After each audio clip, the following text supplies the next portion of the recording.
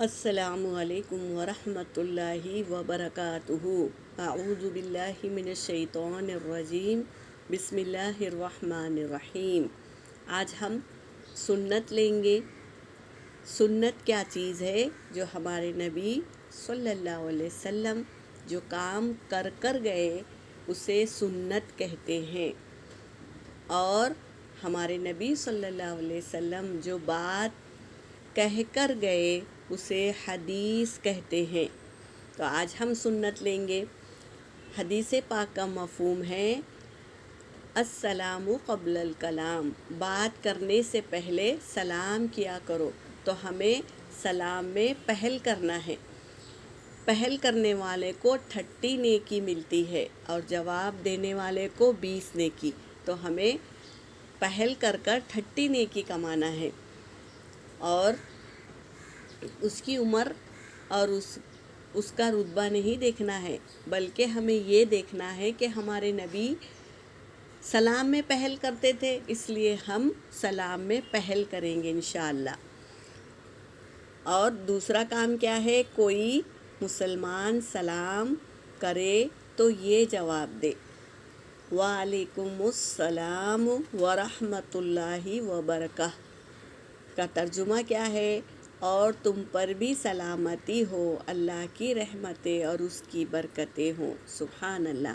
سلام کیا ہے؟ ہم ایک دوسرے کو دعا دیتے ہیں، تو یہ ہے سلام۔ ہمارے نبی صلی اللہ علیہ وسلم بتا کے گئے کہ سلام کو عام کیا کرو، سلام کو عام کیا کرو۔ اس طرح ہم ایک دوسرے کو کیا کرتے ہیں؟ دعا دیتے ہیں۔ تو اسے ہمیں ہمیشہ قائم رکھنا ہے۔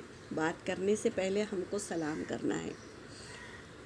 اور تیسری بات کیا ہے؟ ہر اچھے کام کو شروع کرتے وقت پڑھے بسم اللہ الرحمن الرحیم۔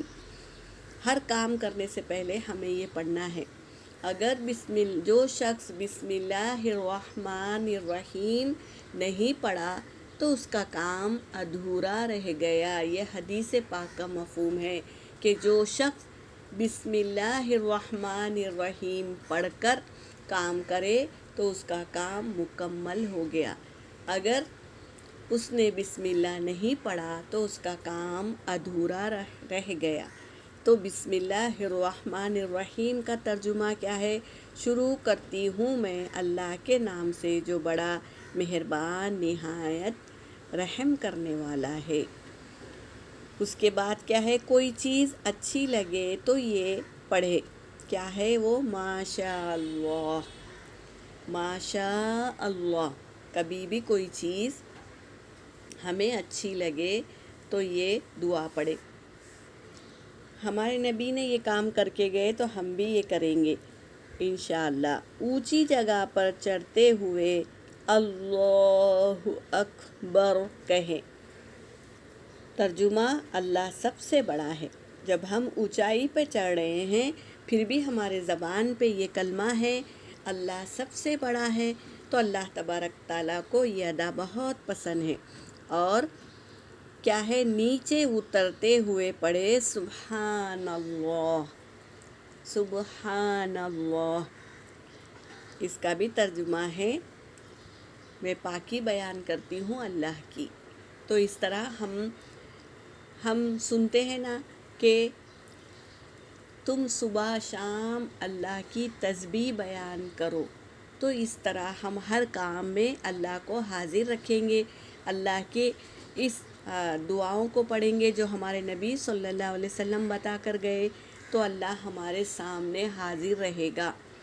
انشاءاللہ ہم دعا کے ذریعے اپنی زندگی گزاریں گے جیسے کہ نبی کریم صلی اللہ علیہ وسلم نے گزاری تھی۔